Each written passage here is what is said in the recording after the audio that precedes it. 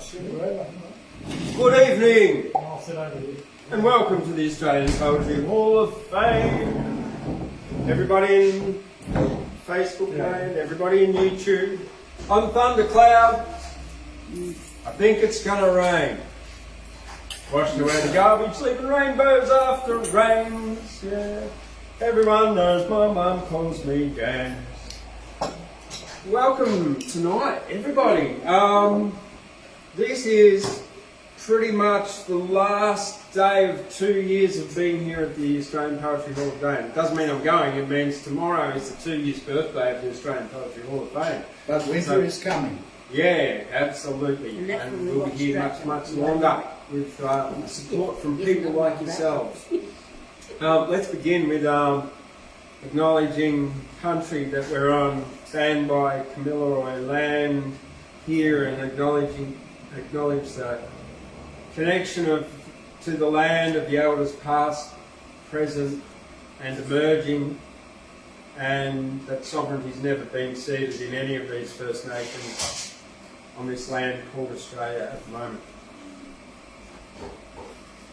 So, coming up here at the Australian Poetry Hall of Fame, next Friday night we're going to have our first birthday celebration with the announcement of the Living Legend of Australian Poetry, the Up and Coming Poets Award, plus a special poetry performance. It's April Fool's Day, so it's also the 101st anniversary of the Gyra Ghost.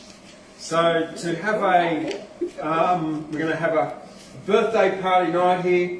It's 7:30 Friday. It's going to go with what do you call it? We'll start off with some poetry. There'll be a bit of food here, and it's a fancy dress night. You either come as a fool or a ghost. Yeah, because it's April Fool's Day, and it's also or a fool or a ghoul. That's Friday. You'll have to trick over your bald head, stick your wooden leg up your bum, come as a toffee apple. Yes! Okay. Yes. I'd like to see that. I'd like to see you cut it out of your hair. Yeah. All right. I don't know if Tom Sawyer would approve. Oh, well, that's what we call obscure poetry from the back corner there. From those in the back row. Okay, so tonight I'm going to start off with some contemporary poets. And I say that they're still living and they're still writing. But at the moment, this is the order of appearance as it goes. Ashley, Gladys, Paul, James, if he's going to do one, Gabriel, Doug, and anyone else that comes along. So contemporary poets. And tonight, I'm going to be reading he's one of Australia's a really long and well-respected poet. His name is Chris Wallace Crabbe. He works at the University of Melbourne. He's well and truly in his 80s. But he's been writing since the 1960s, or probably early. Actually, he's been writing since he was in his teenagers. And then after I've read from The Rebel General by Chris Wallace Crabbe, I've got the newest edition of Meanjin. Now, Meanjin is the literary magazine of, it's of Melbourne University, but Meanjin, it means literally in Jagera, I think, or Turrbal language, Brisbane, which is that isthmus the peninsula that Brisbane sits on. It's the traditional name of Brisbane. Now, Meanjin's been going for 82 years as a literary magazine, and I think after 20 years it got moved down, or a few years it got moved down to the University of Melbourne. Now they've taken it over and continue to publish. So I'll be reading 3 bits of poetry out of there by contemporary poets. But to start with tonight, Chris Wallace Crabbe from the book The Rebel General, published in, I'll just get to that, by Angus and Robertson in 1967. Now there were lots in here that I could have chosen, but I've chosen one about death. to start off with a heavy note, a somber note. It's called The King. It was written for Leonard French. The setting is in a cemetery. Oh dear. The King.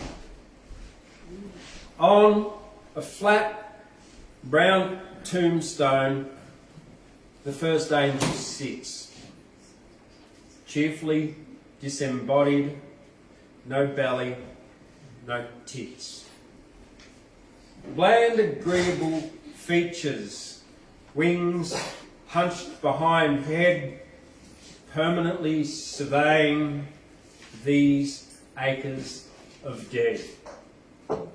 On a second tombstone, two angels sit side by side, snuggle together, staring out on the night's cold tide.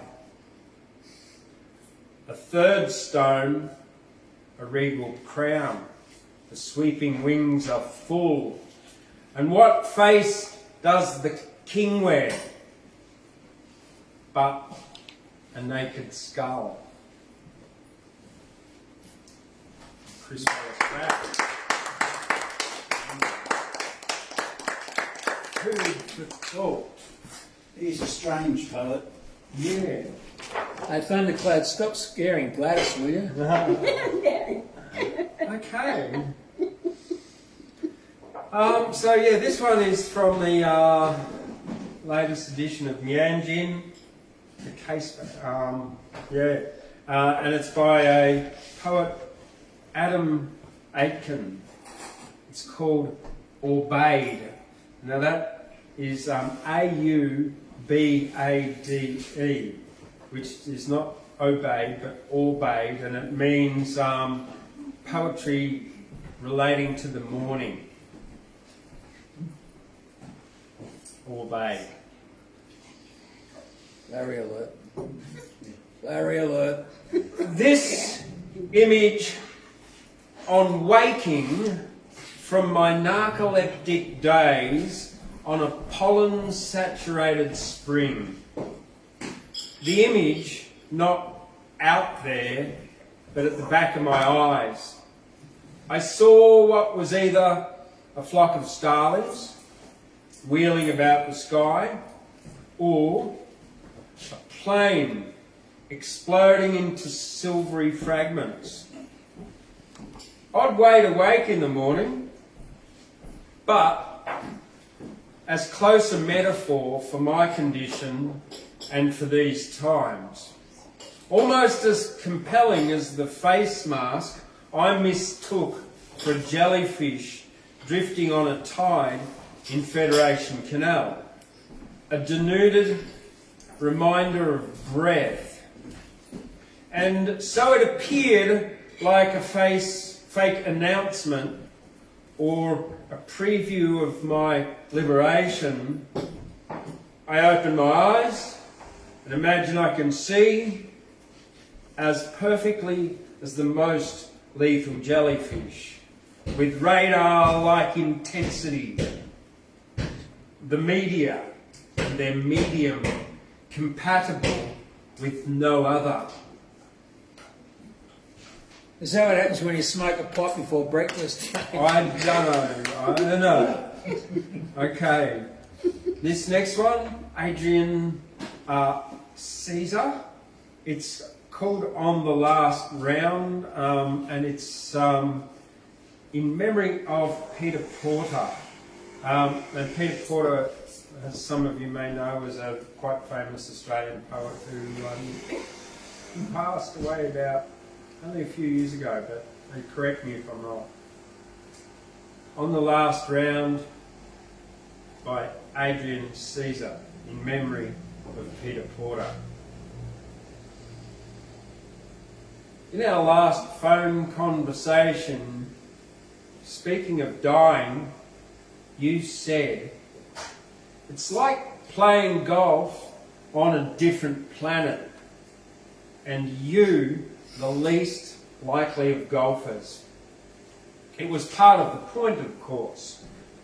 Like Twain you viewed the game as something to spoil a decent walk, preferably to the next watering hole, and that the sheer unreality of making progress towards unbecoming, how impossible to figure sleep without dream or waking, the unimaginable extinction of being. You moved on to talk of my poems, and I should let in more air and light.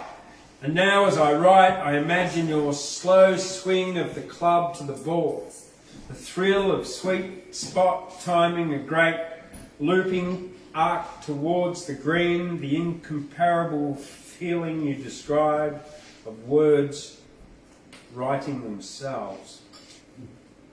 Powered by a mysterious force, dropping into the exact creative place, your poems, perpetual full stop, a miraculous, marvellous hole-in-one.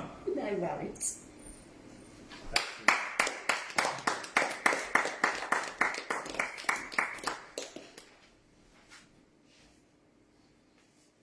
And finally,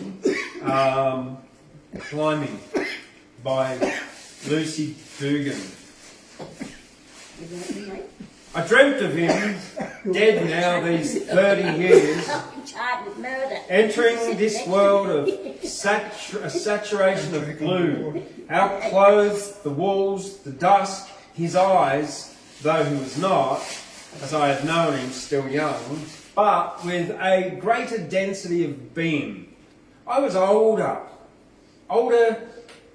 even maybe than now. His lap was a wrecked childhood, climbing frame, a honeycomb structure. However I tried to settle on him, he was not stable in any way that I could understand. He told me that I smelt, and I had always done, like I had earth in my pockets. I told him that he reminded me of a picture book garden, its overlaid pages smudgy with glitter. When I asked him how death time felt, he pointed out the window, like this, just like the sky. On walking, I felt consoled, then slept again to find him moved on, away.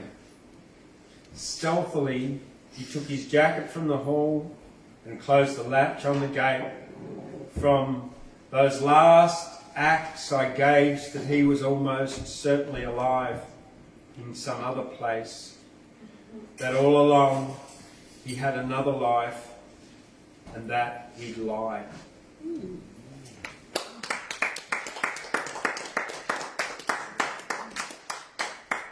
Okay, and on that note, I'm going to invite Ashley Albanese up. Come on up. Come on down. Well, serendipitousness is always next to the beautiful svelte white-limbed snow gums that jump up on the granite here at Gyra. I did bring my 3 purple rulers just so that we have some connectivity that I'm here again.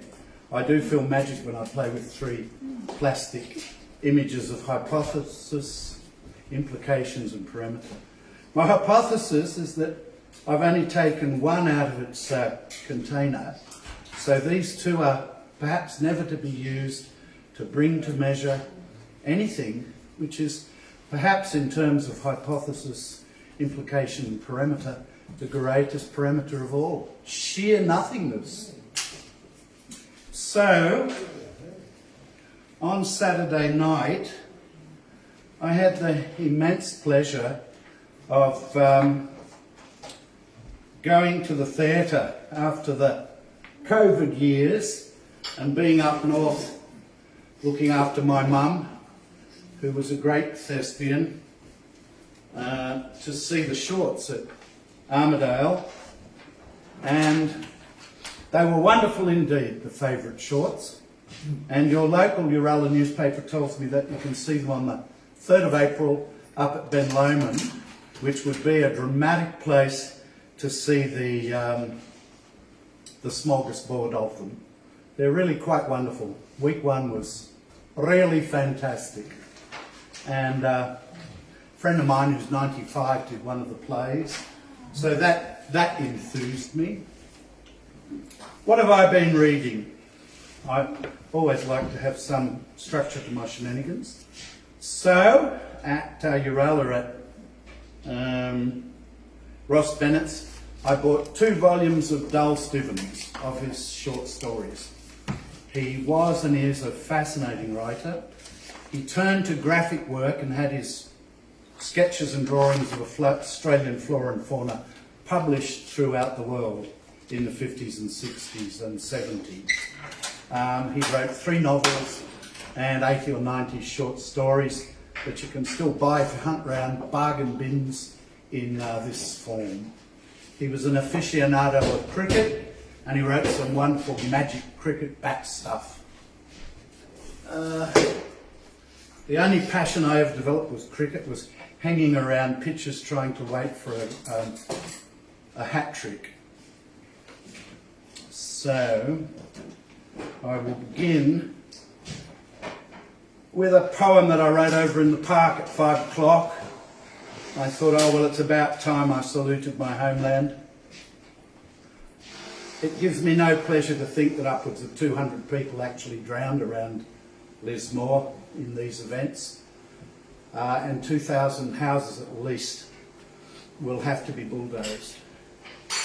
Maybe the price we pay for living amongst such magnificence.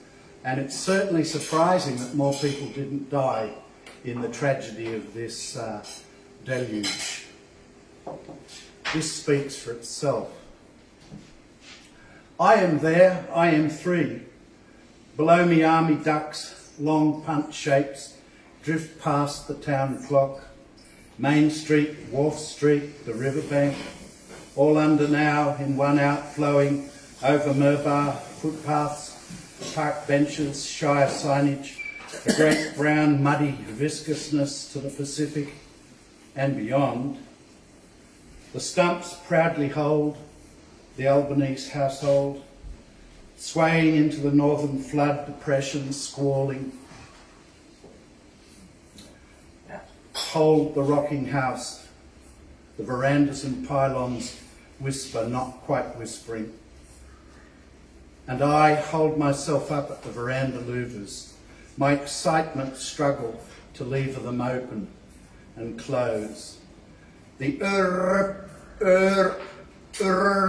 of the steam whistle raises the town, and the pistol plinth, plainly white of the town clock, rises up through the dunning waters.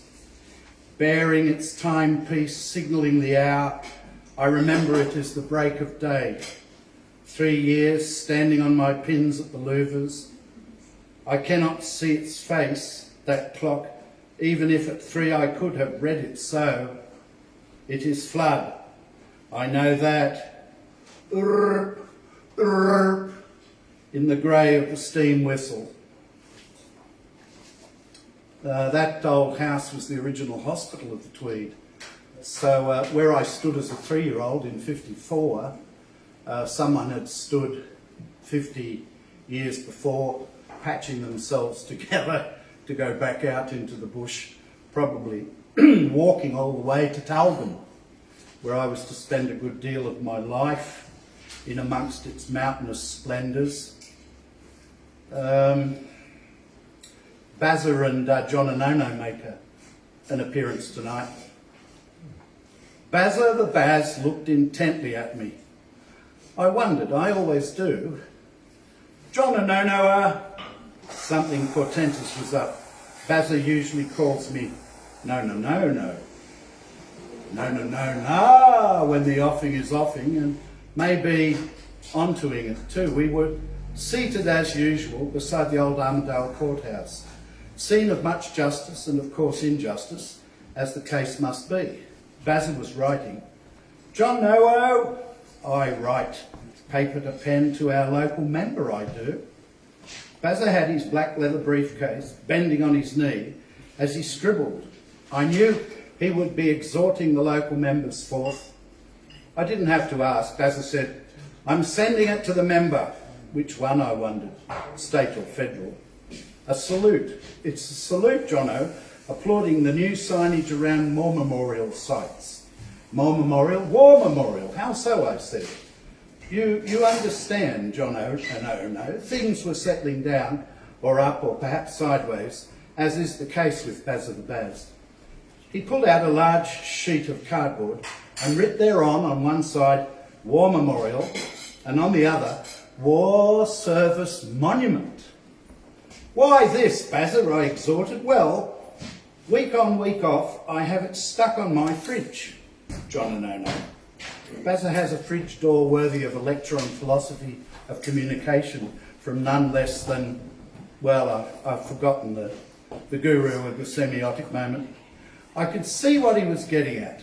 So Baz of the Baz, how he became, I gave him his full honorific and he straightened himself up at Baz of the Baz. You're going to tell me that war service, those two words, war service, are an upbeat, an instantaneity of commitment in our red, white and blue moment, our struggle for freedom and our rules-based international order. Is that the message you're going to get across here? Bravo, John and Ono. Tell me more. Well, I assume you're writing to the members to applaud the concept of service, past, present and future. That's it, future, Bazza said, like the UNE bus that just went past us as we sat near the old Celtic faux reality cross. The bus went past emblazoned with future fit your life. Yes, we're getting our message coordinated across the social propagational spectrum, said Baz. He looked admiringly as the bus went on into the distance. That's a fine phrase, Baz, I said. Yes, it is, Jono. Social propagational spectrum. I like the sound. Speaks for itself. So, Baz, you're thrilled that for these uncertain times, the War Memorial concept has been updated, no longer War Memorial, to Service Monument. And you're thrilled that there is this precision of messaging now totally flowing through our communicative social construct. It's something like that, John and Ono. You do speak well to it. Well, certain we are, John and Ono, that we will be extending our 400 years. And Bazza became very wound at this moment. Certain we are that we will be extending our 400 years of Anglo-Realm triumph into the future. Let us concentrate our resolve on the concept, service. I was silent. I imagine Baz got very fidgety after seeing life into our red, white and blue and the futurity of it all. And I thought he was going to pull out a Gideon's and preach from God knows what. But no, I could see his eyes on Mrs. Pope's nephew, young Smedley, off in the distance there. Smedley was wearing a long, thick, textured purple cloak, very becoming. If a Beardy Street Women's Day March was about to be called and commenced up the strata. Why does Smedley grace us with his presence, John and Ono? Basil looked quizzically across at him. Think, yes, I was, conjecture relating with Smedley only metres from us, clutching a large bundle of flyers and posters and pamphlets in his right hand. He looked quite transfigured. Forsooth, I thought. What was Smedley up to? Is he delivering tracts to the RSPCA, for the Armidale Dirigible Hostelry Association? Contracts for crisis casting, perhaps? Ah, the crisis casting. Such a need. Distant California, perhaps closer than we surmise. Oh, my eyes. Posters for local Salvationists. Always a cause when thou livest on granite. Or bargain flyers for the new $10 store. Cheering along the excited reach of our 1,000 cent purchasing. Ah, cents. Potentialities. Unleashing the 1,000 cents of our purchasing power. Our possibilities. And young Tangy, young Tangy, his half Eurasian Negro, part European girlfriend, flitted towards him between the late Victorian imperial arches of the Armdale Beatty Street post office. She had a purple bra, but no blouse. I could see Baz of the Baz was incensed at this pagan flagrancy of flashing libido. Baz, remain calm. Oh, no. Smedley and young Nubile, I like Baz's vocabulary. Tangy, I said, her name's Tangy. Tangy then, young Nubile Tangy, will be educated, templated with our new nation buttressing consciousness, the redundant war memorial, those redundant phrases now becoming serviceable. Those dust-covered bones of Western Asia cans, the double and triple hump camels grazing around them, slithering shadows of them across the crimson sun-setting sands, where 1,000 horsemen rushed towards the Turkish guns in an apotheosis of service, the monumentality of it, the power and heroic presence. I feel it now, my comrade Jonna, our service monument, our futurity, and I noticed that Bazza hadn't called me Jonna no, but John. As Tangy enwrapped Smedley, I saw the lineaments of her slightly coffee-skinned torso in frail, bared outline up against the purple full majesty of young Smedley. Half the handheld flyers shook free from Smedley's grasp as Tangy clasped Mrs. Pope's nephew to her. Or was it him? With Tangy and Smedley, one could never be sure. As adverts and flyers called towards the winter winds, soon to sharpen us down Beatty Street more, they took wing, and on a late March gusting zephyr flew, as one would have fate and poetry do it, into Baz's hand. You see, no, as Baz of the Baz, I saw Smedley and Tangy. She had a white blouse on by this time, sticking "No war, peace is peaceful" posters to shop windows up and down the mall. No, see, he pushed the sheet into my face. See, defeatist signalling, no war, oh, be damned, all life is struggle, we serve the higher cause of battle. As Bazza screwed up Smedley's advertiser, I thought, peaceful peace. Not for you, Bazza, not for you. And finish with a song and a short piece chosen serendipitously from my anthology of Chinese literature, which I always loved, along with the Japanese one as a kid.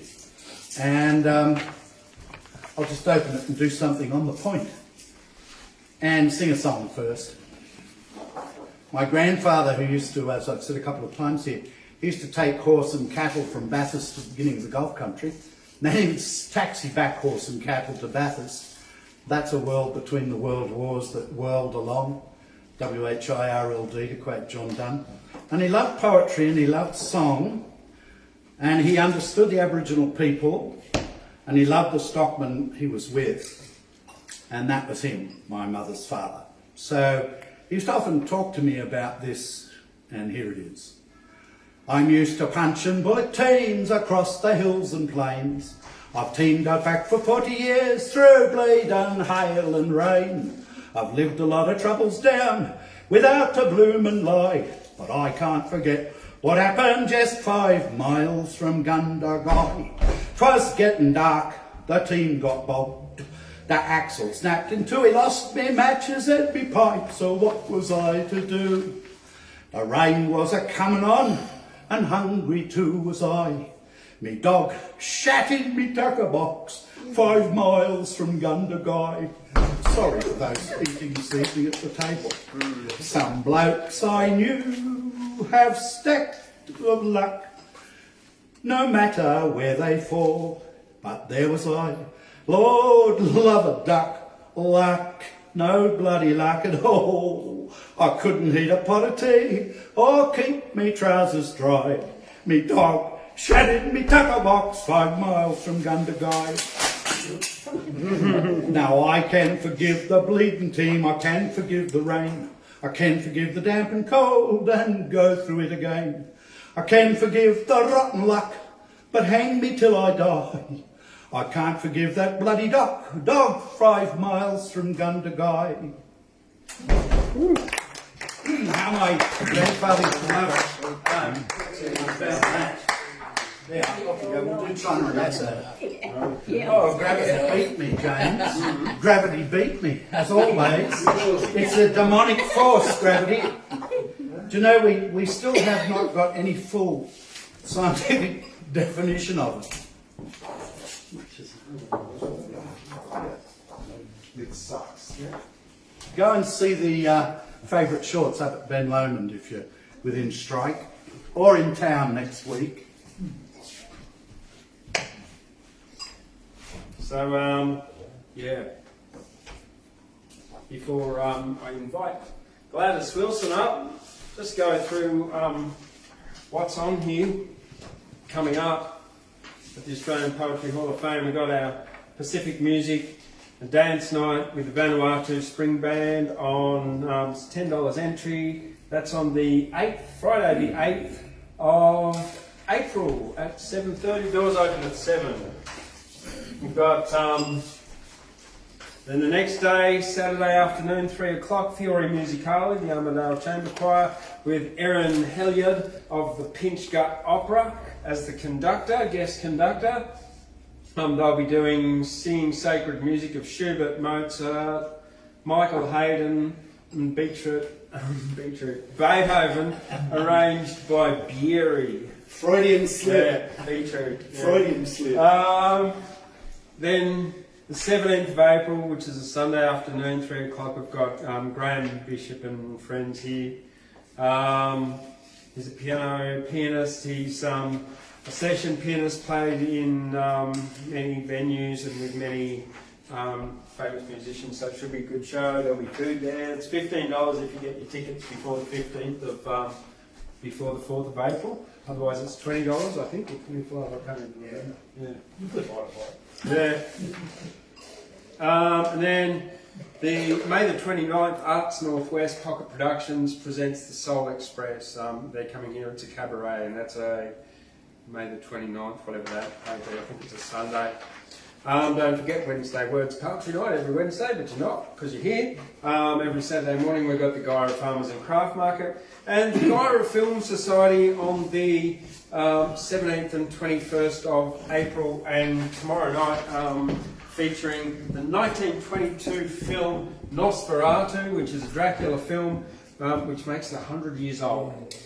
Yeah. Who directed that, do you know? Haven't got a clue. Sorry. That's all right. Before I invite Gladys up, something I wrote this morning. It's a haiku. It's quick. Haiku is 5 syllables, 7 syllables, and then 5 syllables in 3 lines. Usually talks about nature or something like that. And this was written this morning, sitting upstairs in my yoga, in meditations, and the sun was streaming in the window. Let's go. Soleil streaming in. Crepuscular needle sparks. Warm foliage and flesh. That's it. That's a haiku. Haiku, and now it's over to you, Gladys Wilson. Come on down.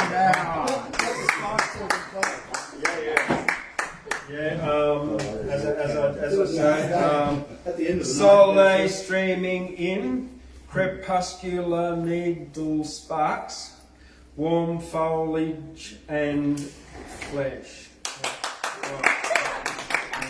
Gladys Wilson. Hey, is this your ruler? No. It must be yours. Don't have such a thing.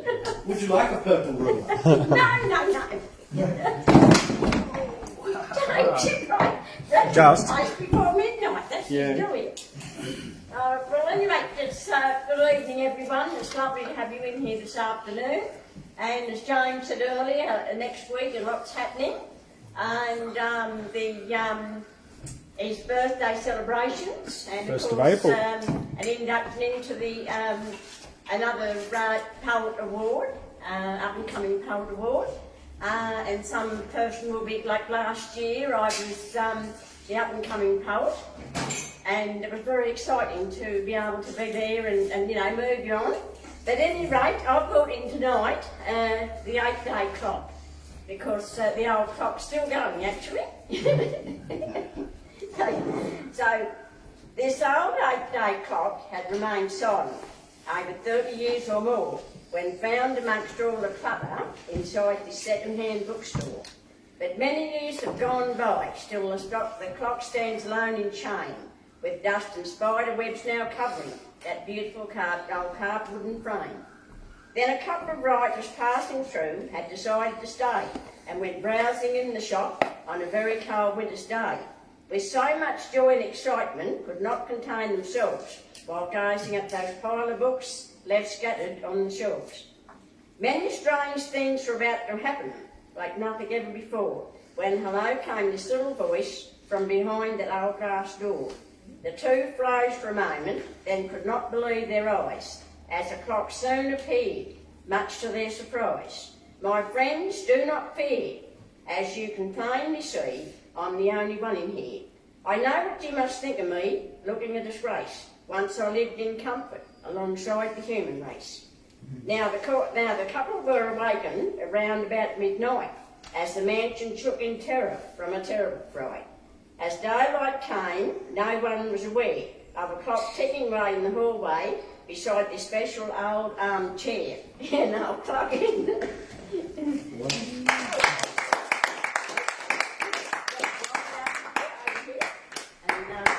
Else have a go, because the night's ticking away. The night is ticking on. Yes. And after Gladys, we got. I'm going to invite Paul on up. But before Paul comes up, this is about a ferret called Spirit.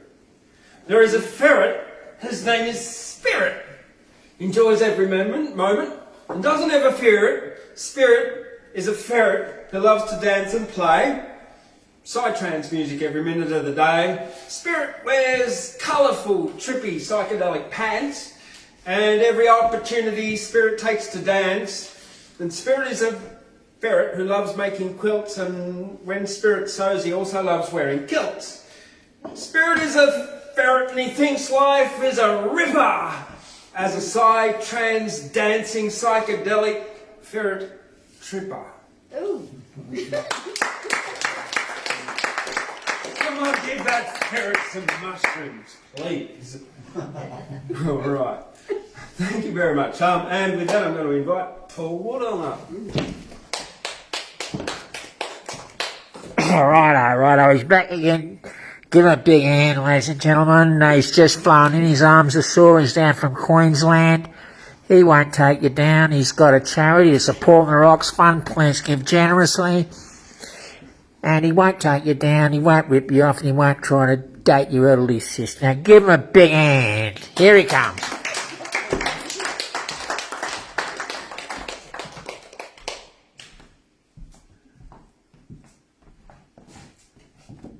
Okay, Thundercloud, get that ferret out of your trousers too.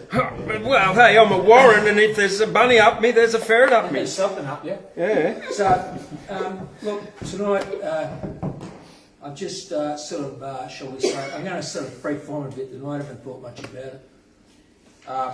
I'm glad to see that Gladys is back after having a small sojourn on the... There's suspicion amongst the poets that she's been hitting the drugs. But She's into her motor. well, she's into something. She's sniffing something. She reckons it's a victor, but it could be anything. With strong suspicion that she might be hitting the weed or something. We don't know.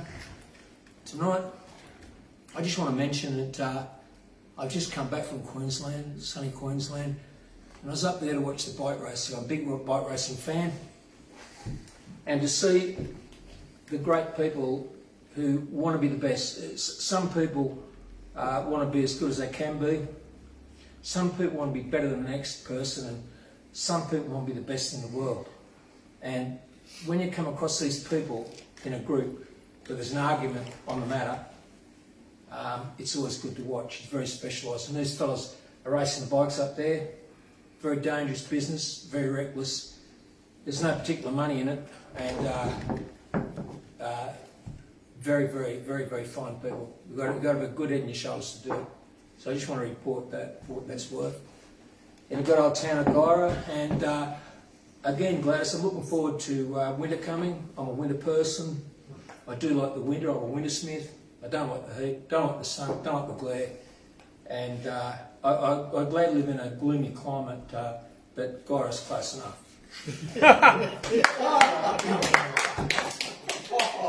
You made my winter.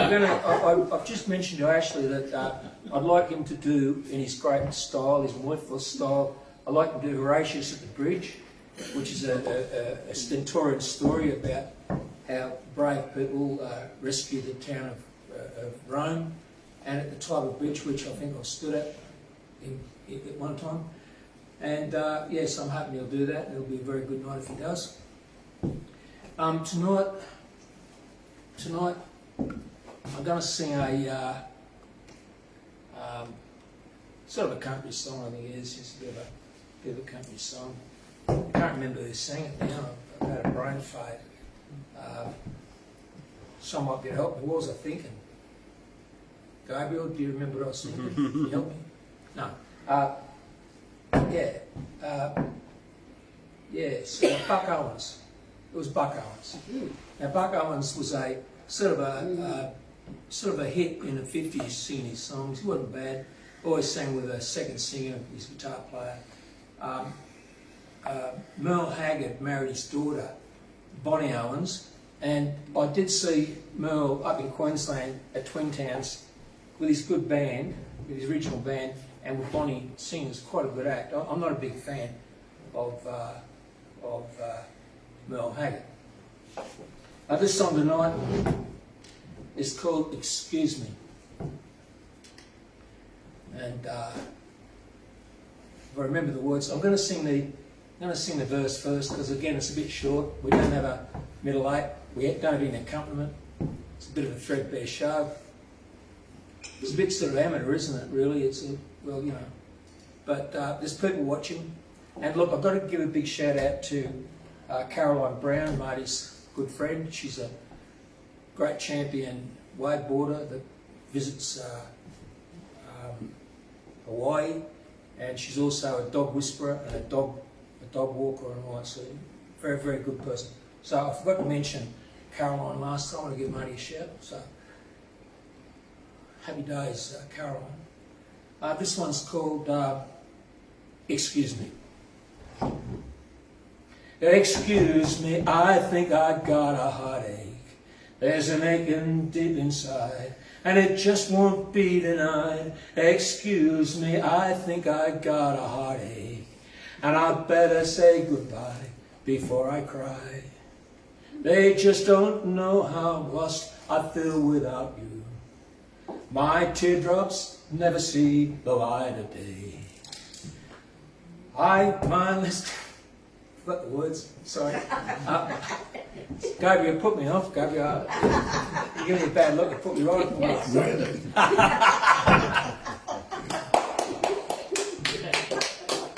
Excuse me, I think I got a heartache. There's an aching deep inside, and it just won't be denied. Excuse me, I think I got a heartache, and I better say goodbye before I cry. They just don't know how lost I feel without you.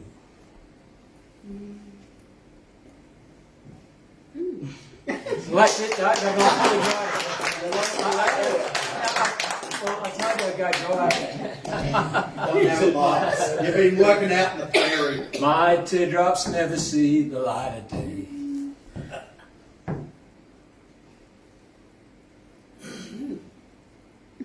Avanti, sempre avanti.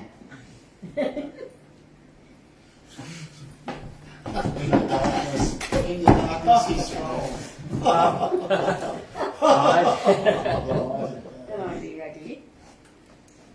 My teardrops never see the light of day.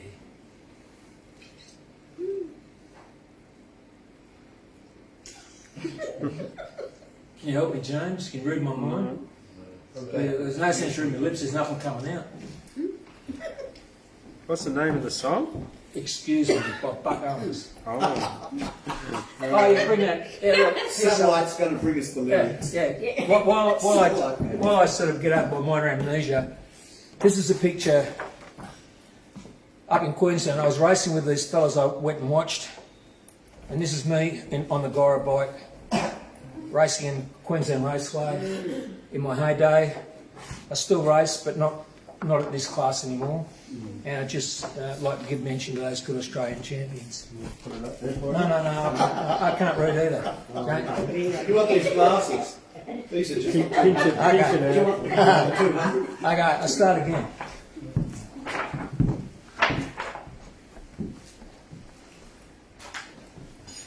My teardrops never see the light of day. I laugh and joke each time they talk about you. But if they knew the truth, I'd have to say, excuse me, I think I've got a heartache.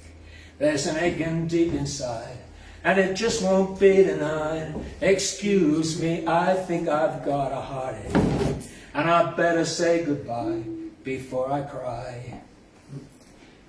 I guess it's pride. I guess it's pride that makes me hide my sorrow. I live a lie in all I do and say. My lips, my light, and say a bright tomorrow. But if I told the truth, I'd have to say, excuse me, I think I've got a heartache. There's an aching deep inside, and it just won't be denied. Excuse me, I think I've got a heartache, and I better say goodbye before I cry. Yay!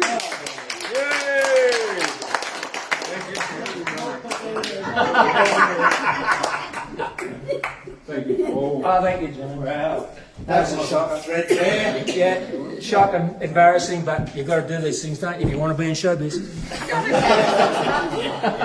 That was bad. Not an embarrassment at all. Well, James is not going to come on up tonight. That's all right. It's yesterday, I dug up my first Jerusalem artichokes. I've never had a Jerusalem artichoke in my life until yesterday. I've never even set eyes on them. I've heard of them in the distance when people have whispered about it. Jerusalem artichoke. And I'm like, what are they talking about? Well, I got them and I dug them up, and they're like spuds, kind of potatoes. I'll tell you any about it. The Jerusalem artichoke is not from Jerusalem. It's from Northern America. The Jerusalem artichoke is not an artichoke. It's a member of the sunflower family, and this is not a joke. The Jerusalem artichoke is full of prebiotics.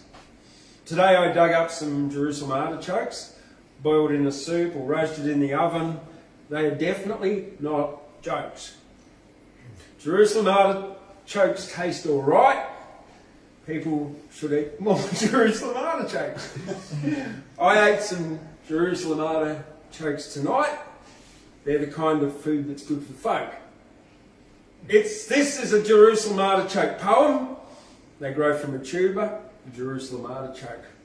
Take a tuber and just sow them, and they're easy to grow, no joke. Show us one. Have you got one? I do. I do. I'm just over there. And on that note, I'll invite Gabriel up. Thank you very much. Show us the Jerusalem artichoke next to Gabriel. He's got a Jerusalem artichoke shirt on. Crispy and green. What's your t-shirt say? Yeah, it's the same colour. Whoa. What does that say? Yes, I'm sorry, they're all in my tummy.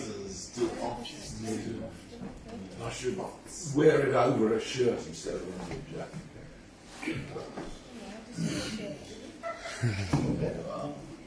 jacket. Since I've been here, we've had a lot of male poets, and only a few female ones, so I'm doing a little bit tonight to rectify that, just a little bit. And strangely enough, our host started off with death, and the first poetess I'm quoting is also talking about death, and she's the greatest poetess that came out of Russia, and she's Anna Akhmatova. And the translator has not quite decided whether to translate into rhyme or not, so some does, some doesn't, but it's a good one. It's called To Death. You will come anyway, so why not now? I wait for you. Things have become too hard. I've turned out the lights and opened the door. For you, so simple and so wonderful. Assume whatever shape you wish.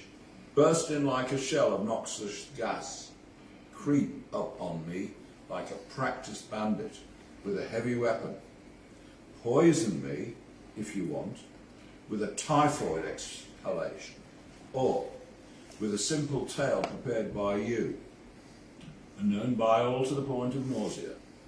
Take me before the commander of the Blue Caps, and let me glimpse the House Administrator's terrified white face. I don't care anymore. The river Yenisei swirls on, the pole star blazes, the blue sparks of those much-loved eyes close over and cover the final horror. No.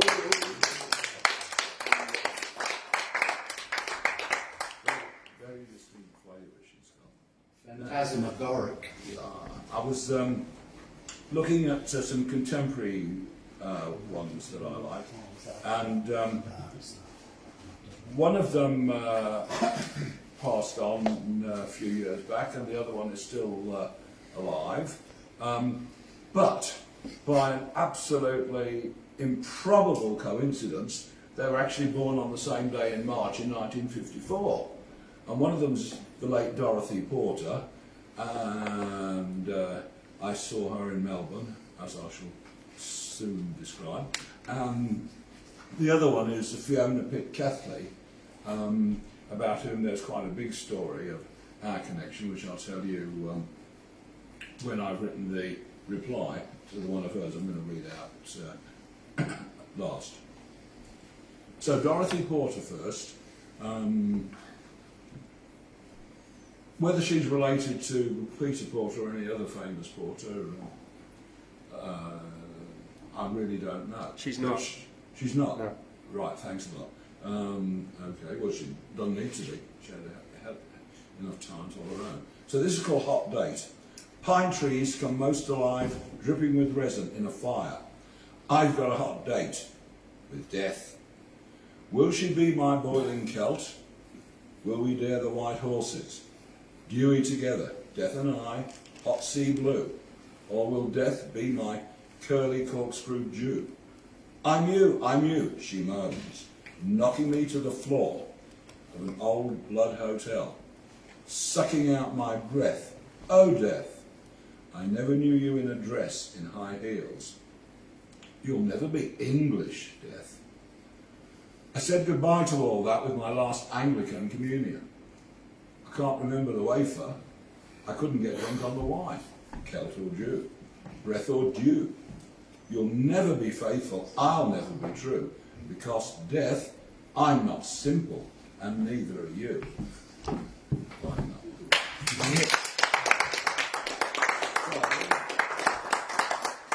When I was living in Melbourne, I went to see her perform, and I was moved to write something after it all finished.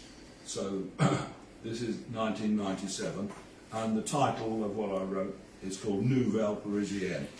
Parisienne, a famous painting on the side of a vase from Minoa, where the girls from 1500 BC in Minoan Crete look like Parisians, and so that's a piece of pottery is all called the Parisian art. So here we go. I came to hear you read your work. I walked behind you as you quietly entered. You glanced with apprehension at the seats as your fans respectfully looked up. Then you resumed your calm and cool persona. and spoke of some dead language, not so far deciphered, which you have nonetheless remastered, so you hint, dealing out snapshots of your sharpened shadows, like Maverick at the poker table, you're so smooth. Are you coyly shedding veils to decoy the charmed observers of your glamorous sparkle? Not wholly yet, for your face still betrays, in a single split but palpable second, the black but skin-tight membrane all around you. I wouldn't care, but you would like still to claim a special friend in comrade authenticity. You accept respectful questions from the public, as you might once have answered invitations to dance from the same strangers puzzled by an earlier, spikier glamour. As you play a part that sits not quite right on you, as if receiving is, in itself, the problem. You like to play the positive pole, to put, to give, to radiate. Well, that's fine. But if you don't care to receive, try to stop yourself ensnaring.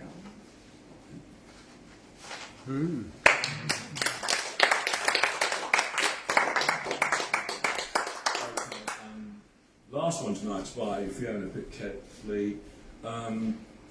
She was the first one to write poems about sex in the way that Jackie Collins wrote prose, from an aggressive female point of view, as opposed to a romantic, new romantic, dewy, etc. point of view, but aggressive. And I was so impressed that I wrote to her, and I thought very carefully about it, and she wrote back to me. And I was living in Hong Kong at the time, and I was partaking of all the things that Hong Kong had to offer, which I'll tell you about when I read the other one somewhere else. And she said, I'm going to come to Hong Kong as part of my trip that summer. Will you show me stuff? I said, sure. And I did. And that's another story. But here's a sample of her work that shows what I mean. And this was from her best-selling one in 1986, whose title, and it's still in print, and it's still online. It's called Sky Ray Lolly, after a lollipop that was popular at the time where she was. And this poem is called Penis Envy. Freud, you were right. I must expose my id and show the penis envy that lies hid. It's not that I admire the look as such. It seems a strange adornment for a crutch. Like sets of giblets from a butcher's shop, 2 kidneys with a chicken neck on top, floating serene in baths like lugworm bait, or jokily bobbing with the jogger's gait. Fig leaves, I'm sure, are prettier far than cocks, and only suffer greenfly, not the pox. As tools, pricks really aren't reliable. 1 minute hard, the next too pliable. If I had brought a hammer or a chisel as changeable, I'd think it was a swizzle. It's not that I'm against them in their place, but simply that I cannot see a case for cocks to be a sort of union card in life's closed shop. I think it very hard that humans with these fickle bits and bobs are given a fairer lot and better jobs. If only I'd had one of them, it seems, I could have had success, fulfill my dreams. A female eunuch, though, all I'll attain is Pyrrhic victory and a trifling gain.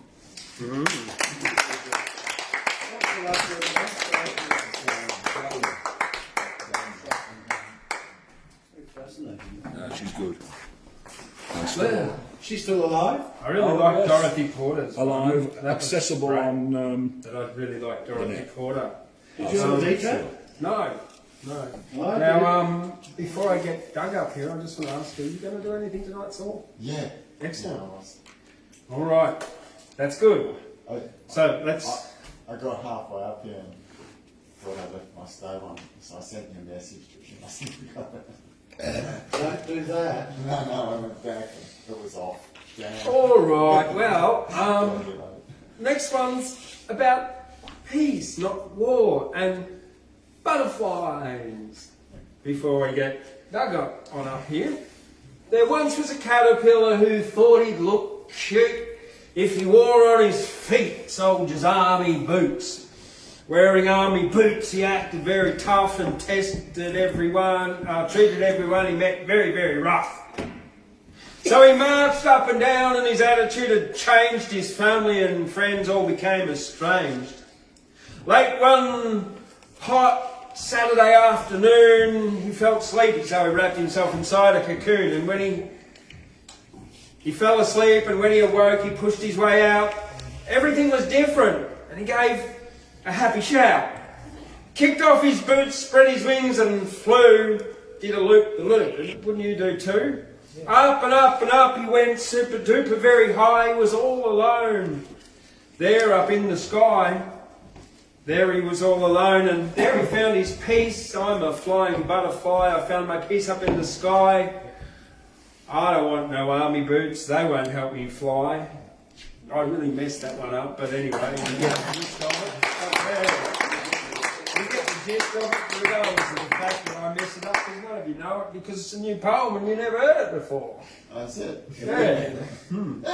So on that note, I'll invite Doug on up. Yeah. It doesn't matter if you bung it up, does it? No.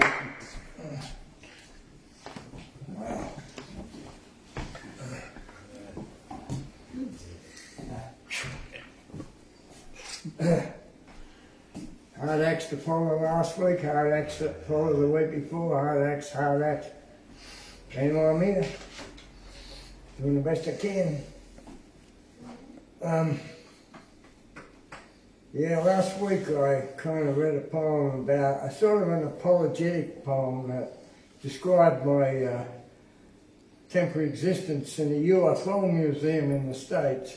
And I've been infected, and you've got to suffer. You've got to put up with it. The ETs are getting through to me. Anyway, I don't want to preach, just read this bloody poem best as I can. I don't know what it's called in a way. Well, it should have a name. I'm trying to be truthful, and I've had a couple of angry days. I could call it effing angry, but I won't. I'll just call it angry.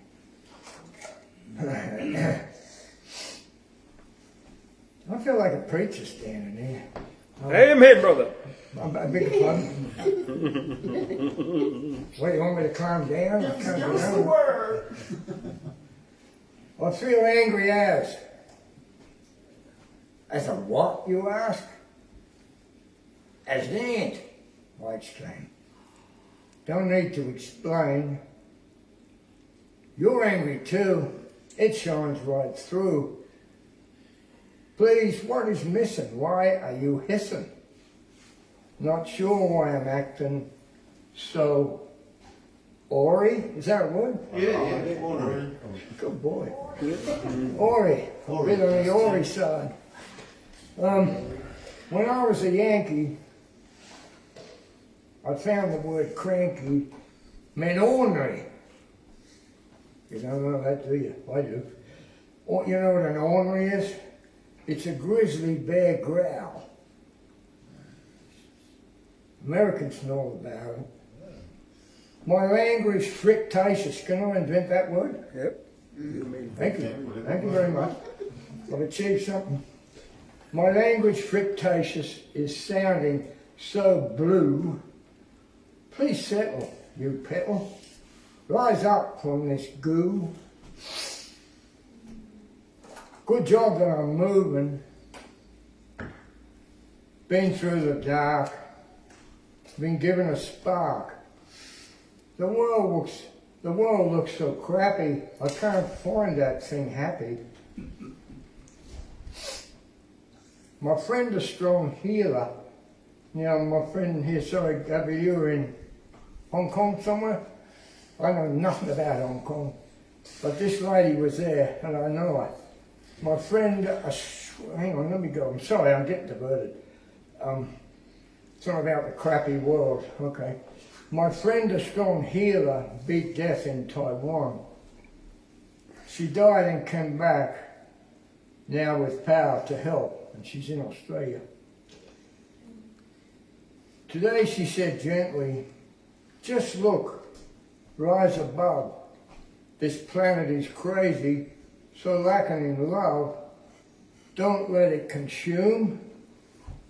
You have power, grasp immune.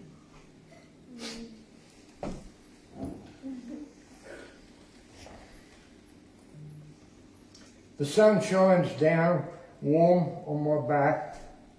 My anger is less. Hope is now talking and I'm back walking.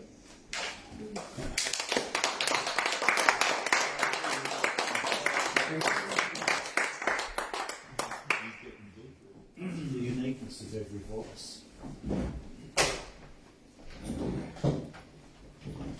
Well, before I invite Saul up, there's a little something I wrote about 22 hours ago as I was going to bed. Sometime last year, Ashley came along with a Victor Hugo poem. He was a French poet. The Saison Sommeil, was it? Something like that. La Sommeil. Beautiful poem. So I've read through that and I'm like, let's see if I can make something similar to that, but in English. So it's about the sower, or the man sowing the seeds in the paddock. For the last breathing moments of the day, crepuscular sunbeams stream through clouds, admired from the west-facing way, horizon dressed in nature's golden shrouds. For the shadows creep long and dark over the earth, I contemplate and admire the last man standing, sowing seeds, father of the next crop's birth, my thrill for the future that he is commanding. Tall, long and lean as his muscular shadow falls, this earth his dominion and the furrows are deep. Each handful of seed thrown, he calls for rain falls. Eager anticipation of the future, he will reap. The immense field seems endless and more. He throws out the seeds and the storm clouds are closing. The rain begins lightly, but soon begins to pour. As quickly as they open, the storm clouds are going. The dark night falls and gone is the light. Walks home fast with a twinkle in his eye, the same as the stars twinkling in the night, knowing of tomorrow's warm seed sprouting skies. That's it. Saul Cafarella, come on up.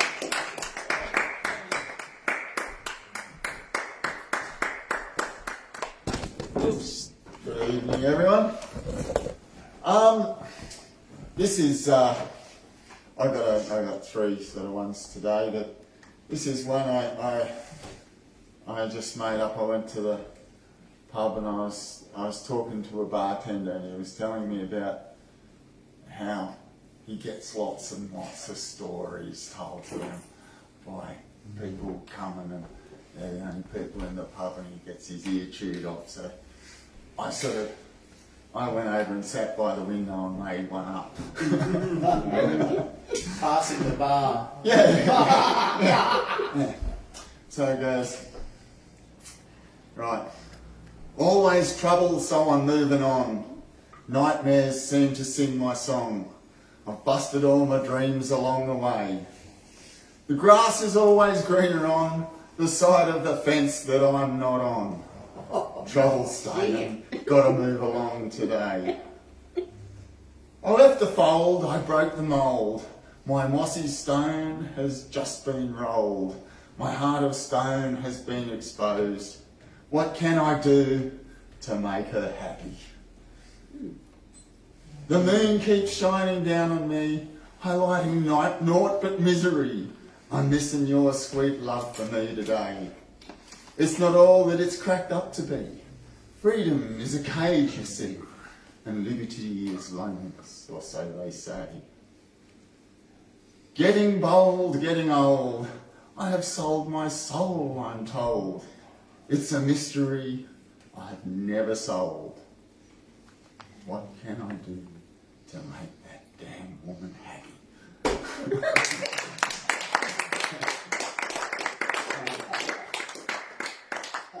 How much money you got, Saul? Not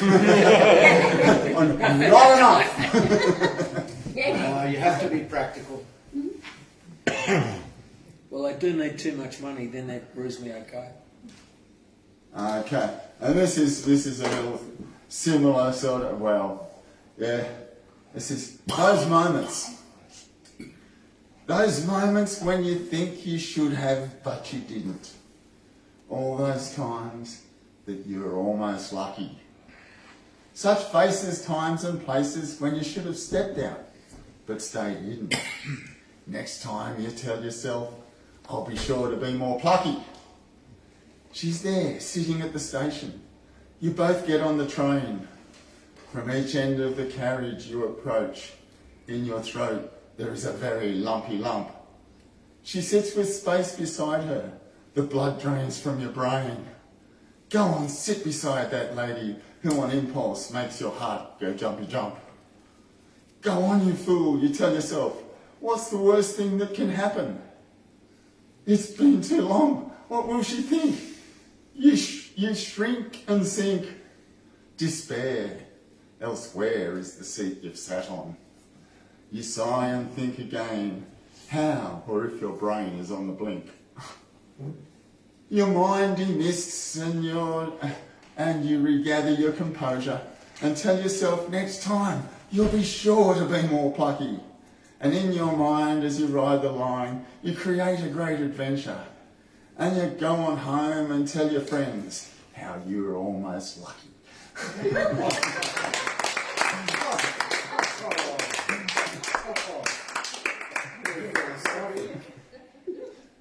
Stevie Smith would love you. And then I'm going to bring it all down with a grim tale, because I think I need to do this one once or twice. I've done it before.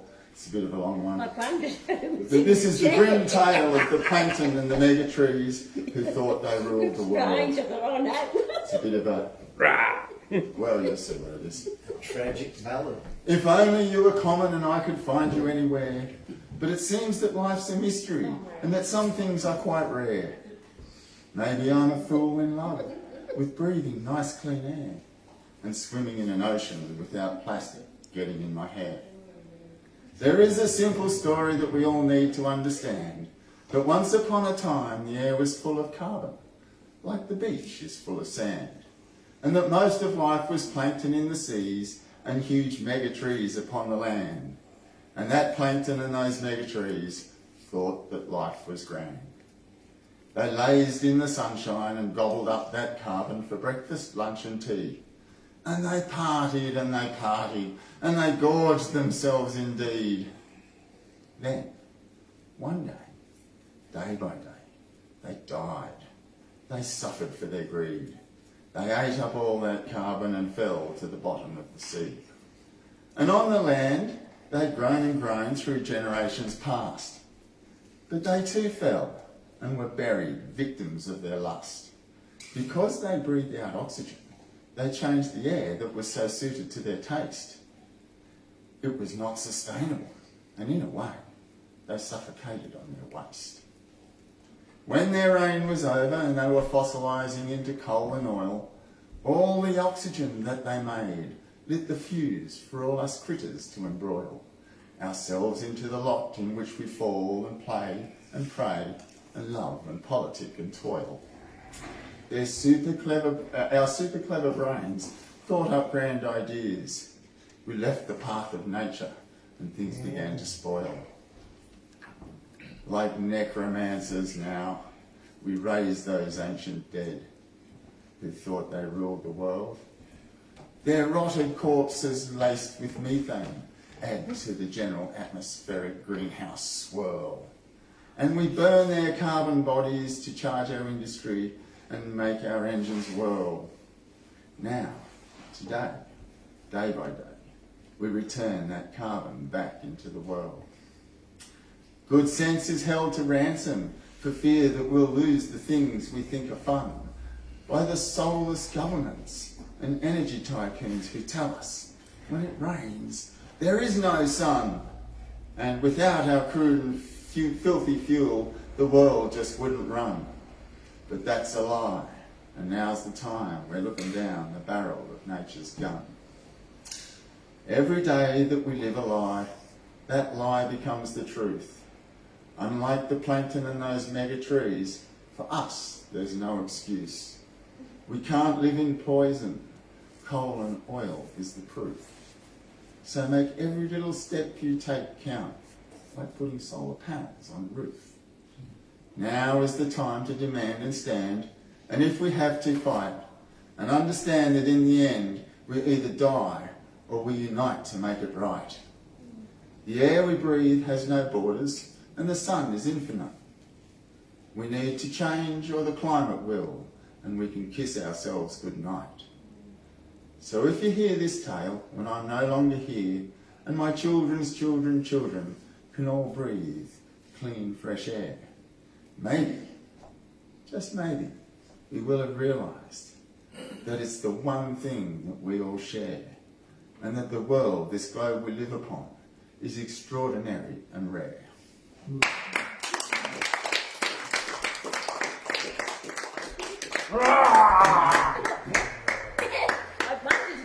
Is it barking? No, really.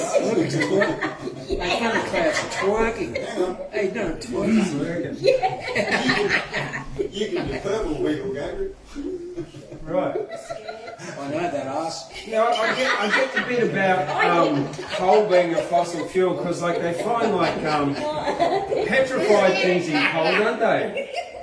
I don't get the bit about oil being a fossil fuel, and I never have got that because it's found so deep underground. But anyway, you can look that up on YouTube. Oil is not a fossil fuel, and I'll let you do your own research and make your own decisions Give us about what Fletcher Prouty explains.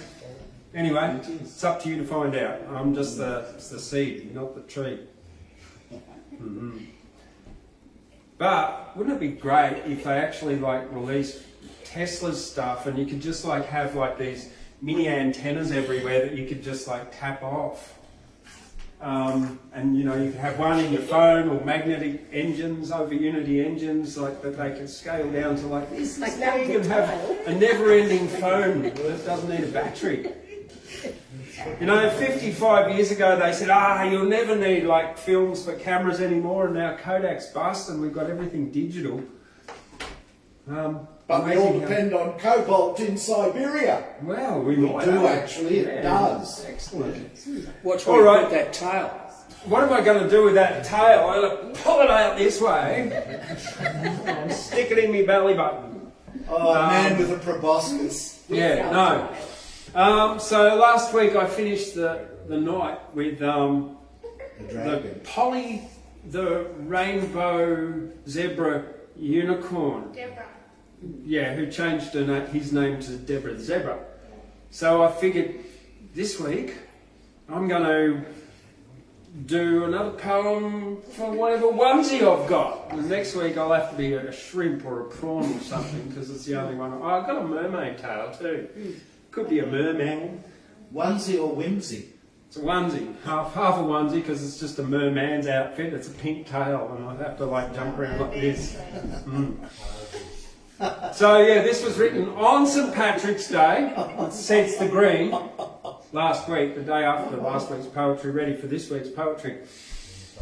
I once was certain and was sure I could never be a green dinosaur, but I woke up one day and just for fun, I magically turned myself into one.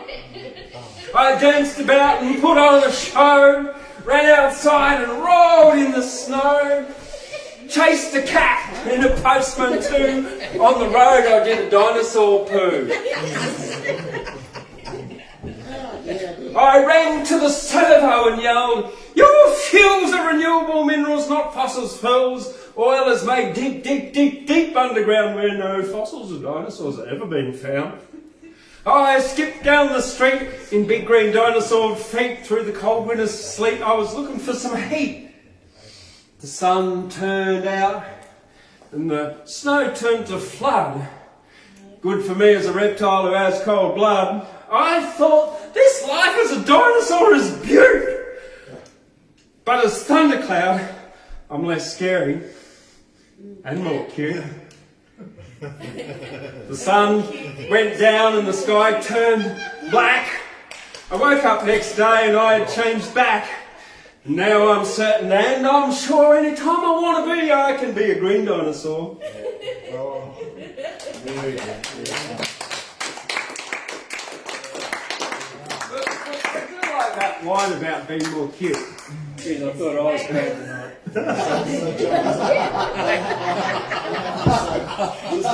Just a simple research. Coal, crude oil and natural gas from deeply fossilised critters. Perhaps, yeah. Yeah, but diamonds come from 130 kilometres under the surface of the planet. Yeah, they could be So, whatever. you know, They could be things go up plant and foods. down. All right. Well, from the controversial Australian Poetry Hall of Fame with dinosaurs and Dorothy Porter and floods in houses in Murwillumbah and everything else that comes on out and lyrics forgotten and twerking, yeah, and dinosaurs and 8-day clocks. Everything that you need to go down the rabbit hole. That's it from the Australian Poetry Hall of Fame tonight at Wednesday Words. Thank you everybody for coming. Thanks for tuning in out there. Give it a thumbs up, give it a like, subscribe, and click on the bell for notifications. Thank you very much. Thank you.